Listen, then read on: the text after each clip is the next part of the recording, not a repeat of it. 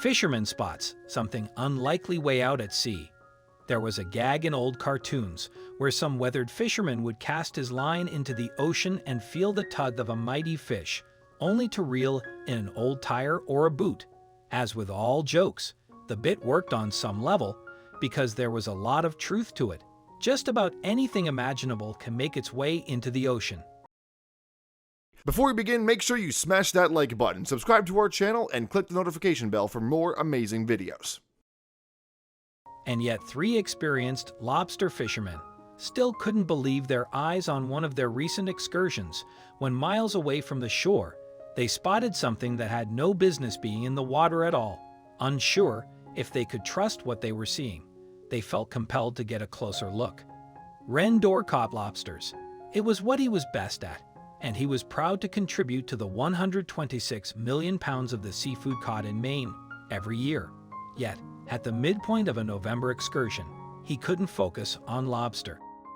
Captain Dor, left, was joined by fellow fishermen and friends, Jared Thaxter, center, and Sean Dowling, right, on the Riss and Stace, a 32-foot fishing vessel.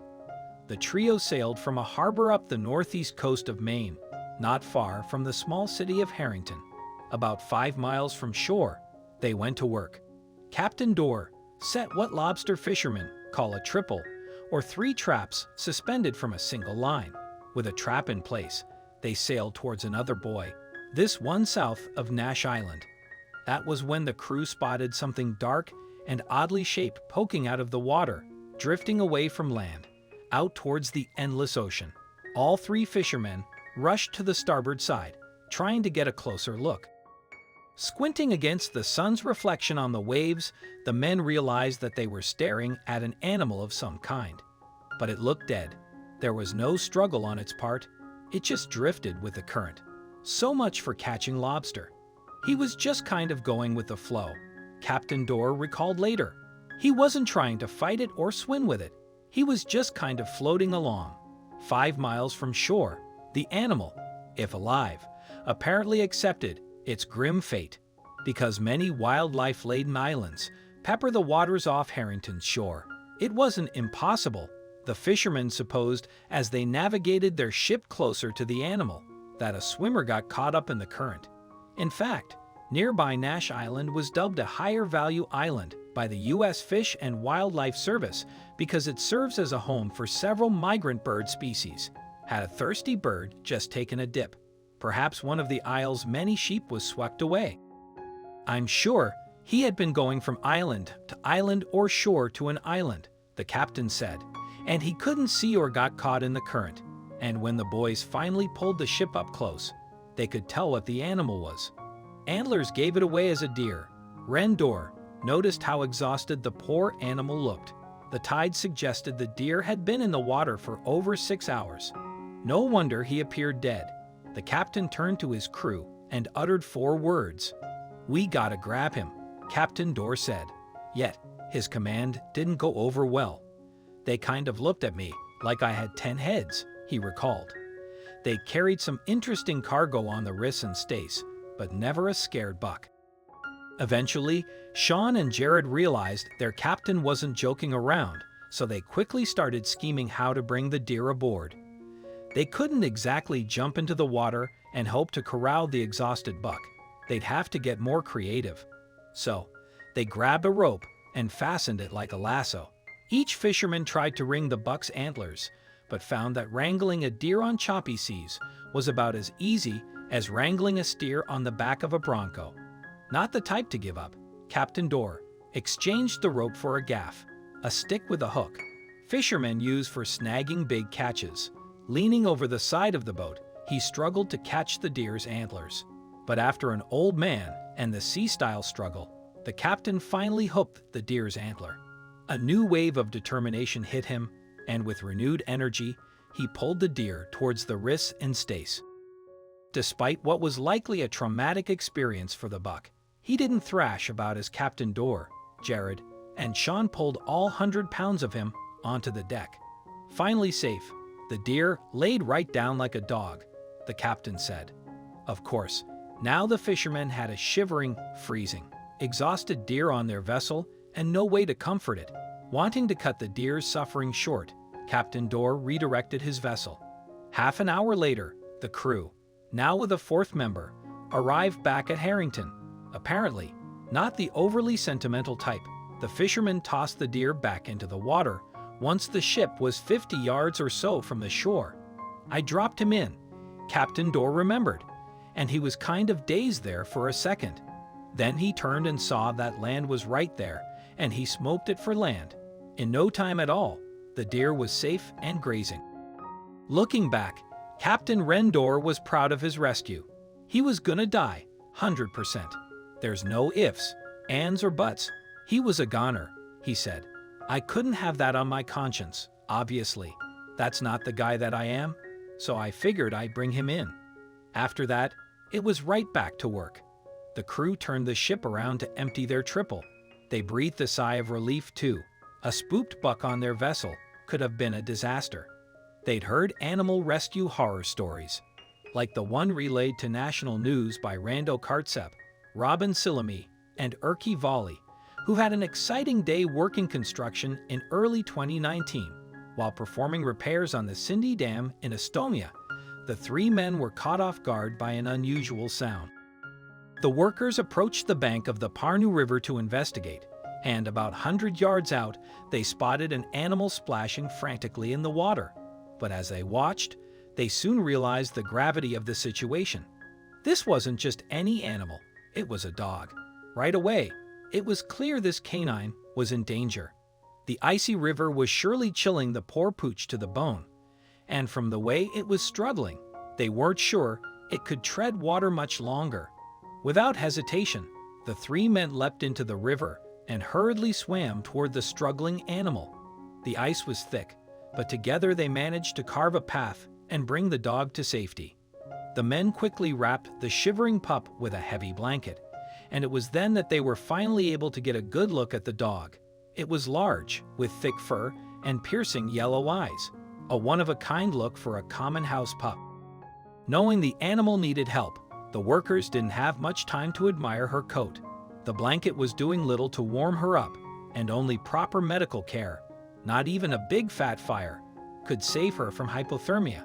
So, taking the animal in their arms, the men carried their newfound friend to their pickup truck and laid the shivering dog inside. Then they phoned their local animal hospital, who told them to bring her in right away. The truck sped to the hospital, and all the while, the animal never stirred. In fact, it slept almost the entire way, its head laid upon Kartsep's lap. Even in its poor state, it sure was a cuddler. No sooner did they arrive at the hospital than the veterinarians were on the scene, carrying the dog inside and immediately working to nurse it back to health. But there was only one problem. This wasn't actually a dog. In fact, veterinarians couldn't identify what it was. With everyone stumped, the doctors phoned in a local hunter to see if he could shed some light on their situation. Sure enough, the man knew exactly what they were dealing with. This wasn't a dog. It was a wolf. The construction workers were in shock. Not only had they completely misidentified the animal, but they'd actually kept a live wolf in their vehicle without so much as a leash. If it had wanted to, the wolf could have easily made a snack of them. Thankfully, the icy water had served to sedate the wolf, which explained why it was so docile when the men had rescued it and placed in their truck. This state of calm wouldn't last, however. It was, after all, a wild animal. At first, he was so done in for he didn't resist at all. We simply kept him in this room, said head clinician Parvo Markson. But once he started to get an idea of the situation, I felt things might quickly take a turn for the dangerous. And turn they did, for as the animal recovered, it began acting as one would expect a one-year-old wolf to behave in a small, enclosed space. So, for its own safety, and for the safety of the doctors, the wolf was placed in a cage. By day's end, the animal had made a full recovery, and the clinic was confident she could be reintroduced to the wild without any repercussions. But even so, Estonia's National Environmental Agency decided to fit the wolf with a GPS collar just to be safe. When it came time to release the wolf, it took off in a flash, disappearing back into the wilderness. Hartsep, and the others waved goodbye as it went, a bittersweet end to one unforgettable day of work. We are so happy for the outcome of the story and wish to thank all the participants, especially these men who rescued the wolf and the doctors of the clinic who were not afraid to treat and nurture the wild animal, said the Estonian Union for the Protection of Animals of the incident. Still, it wouldn't be surprising to see something like this happen again in Estonia, as the country is home to a large portion of Europe's wolf population. In fact, the wolf was named Estonia's national animal only a few months prior to this incident. Incredibly, this particular wolf was actually spotted in the wild just a month after its run-in with the construction workers. Considering it was photographed over 70 miles from where it had been released, it looks like this lucky guy was doing just fine. Though some would think it impossible to confuse a wolf with a dog, people seem to misidentify animals all the time, and for those that are none the wiser, they might accidentally wind up bringing these doppelgangers home as pets. For instance, one morning while he was dropping his kids off at school, Jostein Hansen noticed a tiny animal scurrying across a snow-covered road. Curious, the dad pulled over. The dad, of course, knew that small animals and well-traveled highways didn't mix all too well, so, with impressive dexterity and speed, he danced through traffic and snagged it before the worst happened. Jostein identified the animal as a hamster. Back at home, his own daughter had one, so he had a fondness for the little rodents. If some kids have lost it, then it will be seen as a disaster, he said. So, I took the chance to try to catch it. With the hamster in his hands, and thinking still of how sad his own daughter would be were her hamster to go missing, the dad resolved to find the owner. In the meanwhile, he stashed the hamster in his glove box. As a man with limited resources, Jostein knew he needed a little extra help to see the hamster to her proper home. So, he reached out to a Norwegian newspaper, I Tromsø. Assignment editors passed the story on to Sanna Dragset Borstad, who couldn't help but frown when she learned she'd be spending her next few hours looking for a hamster's owner. After all, Pulitzer Prizes, she knew, didn't usually go to those investigating lost Norwegian rodents.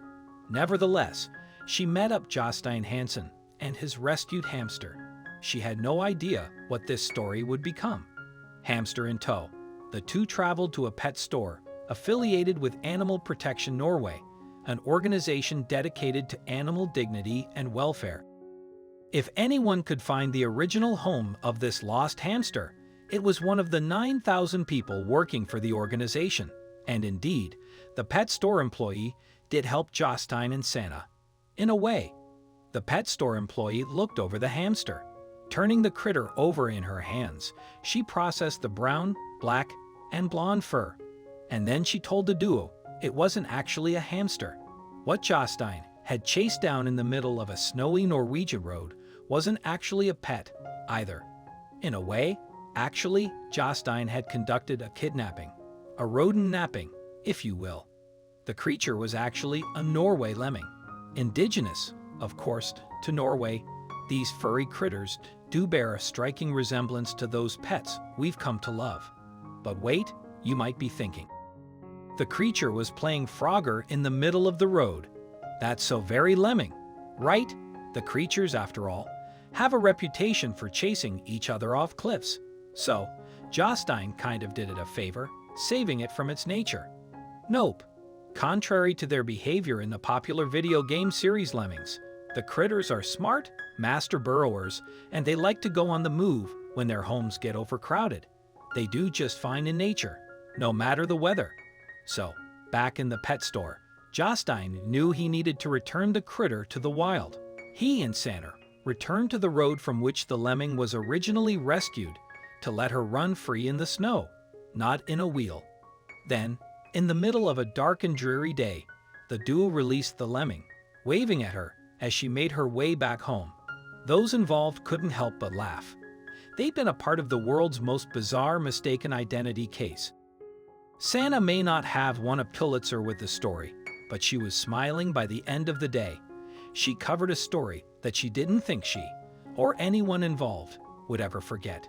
As for Jostein, while some thought to pile on the eager dad in the aftermath, the guy did pick up a wild animal while it was just hanging out.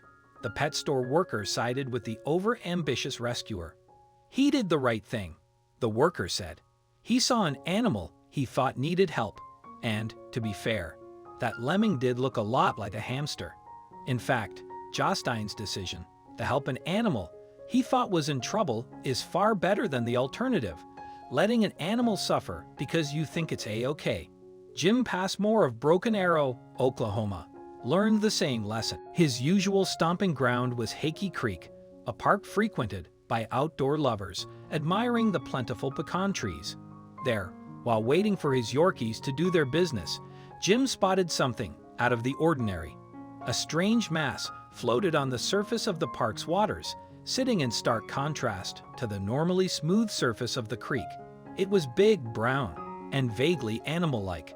Squinting to get a better look, he guessed the object was a log, but he wasn't sure.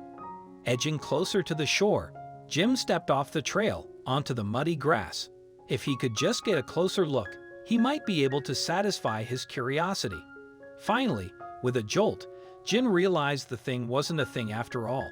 It was covered in brown hair. It was alive. Feeling lucky to glimpse a wild creature in its natural habitat, Jim was only more intrigued. The unknown animal was moving barely. Could it be gently stirring in its sleep, floating, but rattled by a dream? Then his dogs began to snarl. The nearer Jim inched to the animal, the more riled up his tiny pups got. Their predatory snarls and growls made it seem like they sensed some looming danger. Nevertheless, he grew concerned by the animal's feeble movements. It looked desperate and stuck. Since the thing was hanging out in a wooded, muddy creek bank, all signs suggested it was a beaver. Then, fresh off the revelation, he noticed something hidden in the brush that hinted towards a more sinister situation. A carrier. The case was large, the kind used to transport pets to the vet, and appeared abandoned. Poking around inside, Jim discovered a large, filthy blanket. What worried him more was that, beneath the blanket, was a heavy-weighted chain. Standing there, Jim tried to piece together what was going on.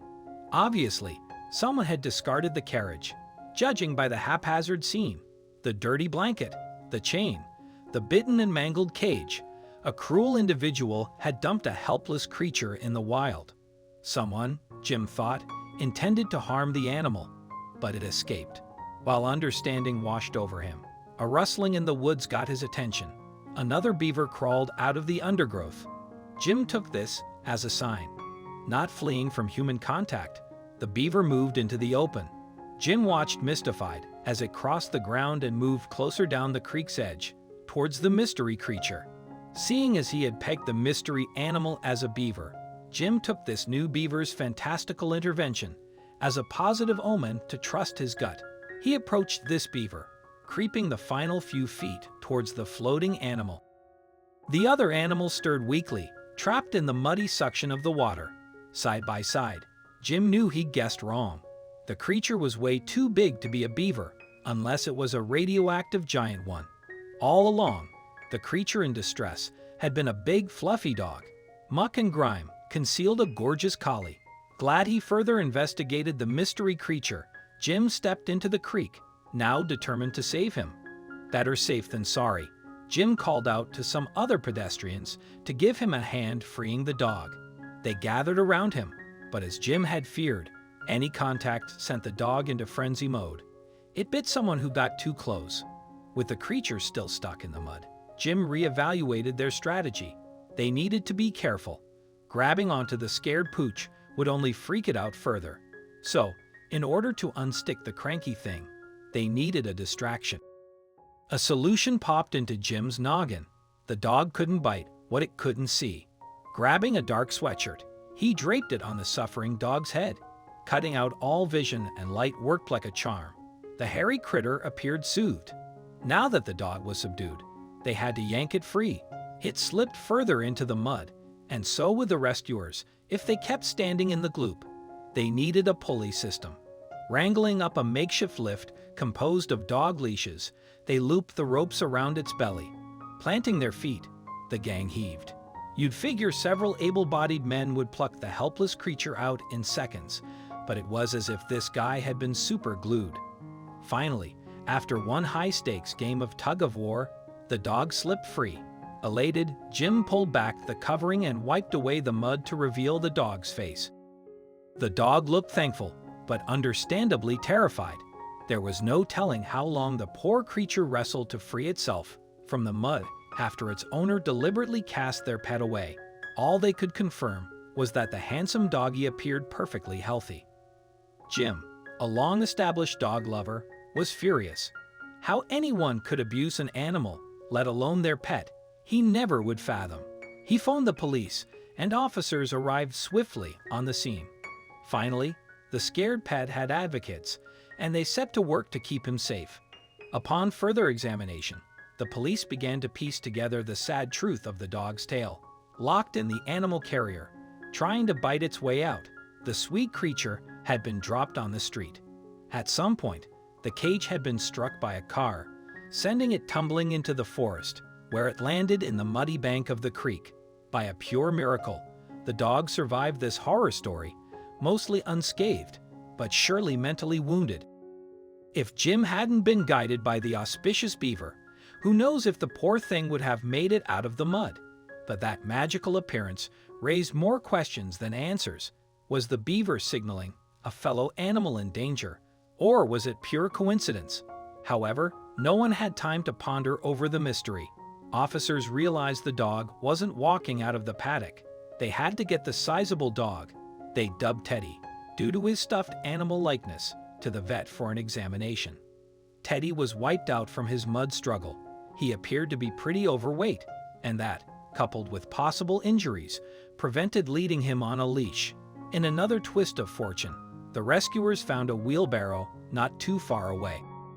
Wrapped in a blanket, Teddy was carefully placed in the wheelbarrow and pushed out of the paddock.